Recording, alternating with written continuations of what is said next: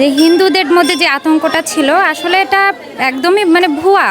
আমরা অনেক ভালো আছি, অনেক ভালো, আমাদের কোনো কিছু সমস্যা হয় না।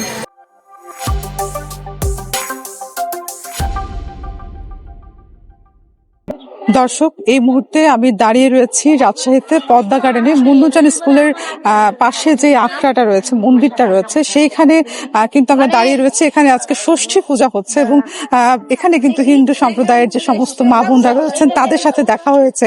আমরা পার্শ্ববর্তী দেশগুলোর বিভিন্ন সংবাদ মাধ্যমে বিভিন্ন সময় কিন্তু দেখে থাকি যে সাম্প্রদায়িক যে বিষয়গুলো মনোমালিন্যের আসলে সৃষ্টি করা হয়, যে তাদের সাথে আমাদের সম্পর্ক ভালো না বা আসলে তাদের উপর অত্যাচার করা হচ্ছে কিনা, এই বিষয়গুলো নিয়ে আজকে আমরা কথা বলবো। আশা করছি সাথেই থাকবেন। দিদি, প্রথমে জানতে চাই, আজকে আপনাদের ষষ্ঠী পূজা ছিল, পূজা কেমন কাটলো?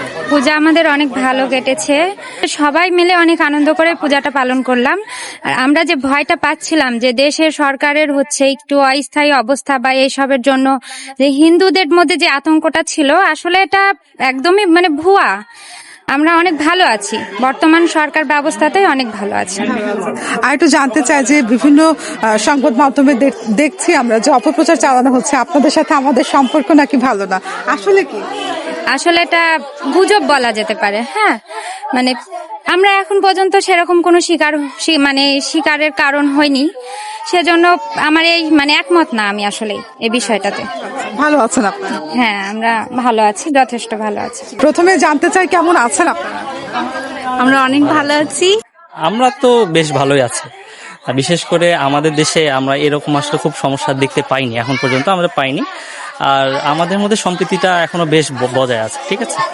তো আর দেখা যাচ্ছে ঈদেও আমরা বেশ যেরকম করে মজা করি বন্ধু বান্ধবদের সাথে, আমাদের এই ধরনের পুজোগুলোতেও আমাদের ফ্রেন্ডস সার্কেলের আমরা ঠিক বেশ খুব ভালোভাবে মজা করতে পারি। আর বিশেষ করে আপনি যদি দেখেন দুর্গাপুজোতে মানে বোঝাই যায় না যে কে হিন্দু কে মুসলিম, সবাই খুব মজা করে আমরা এখানে পালন করি। তো আমরা বেশ ভালো আছি। এখানে যারা মুসলিম সম্প্রদায় রয়েছে তাদের সাথে আপনাদের সম্পর্ক কেমন? অনেক ভালো, আমাদের কোনো কিছু সমস্যা হয় না। না, আমাদের এখানে ওরকম সমস্যা হয়নি এখনো, এখন ভালো আছে। মুসলিমদের সাথে আপনাদের সম্পর্ক? না, হ্যাঁ ভালো, আমাদের কোনো সমস্যা হয় না। মানে মুসলিম সম্প্রদায় হিন্দু সম্প্রদায়কে যে বিব্রত করছে বা অত্যাচার করছে তেমন কোনো দেখা যাচ্ছে না। আপনারা ভালো আছেন? সেটাতে আপনাদের কেউ মানে অত্যাচার করে? না না না না, আমাদের রাজশাহী শহরে এই পাড়ার মধ্যে কেউ কিছু করেনি। ভালো আছে। হ্যাঁ, আমরা মুসলমান হিন্দু মিলামিশাই আছি। আমি ভাড়া থাকি মুসলমানের বাসায়।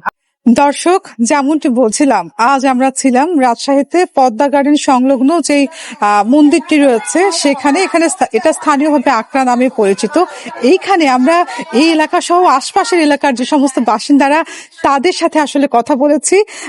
তারা আসলে যেমনটি জানিয়েছেন, কিছু কুচক্রী মহল রয়েছে যারা আসলে এই সাম্প্রদায়িক যে দাঙ্গা সেটি সৃষ্টির চেষ্টা করছেন।